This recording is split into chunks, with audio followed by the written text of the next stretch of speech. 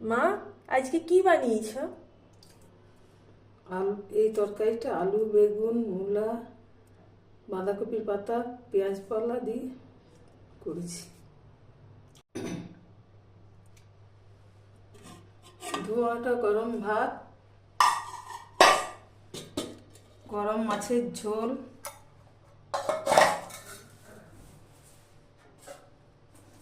বড় বড় আলু পেঁয়াজ দিয়ে মাছের ঝোল। কই মা, আলু দেখাও একটু। এই তো বাহ, আলু খেতে বেশ ভালো বড় লাগে। বড় আলু দিয়ে আর মা, পেঁয়াজ দেখাও।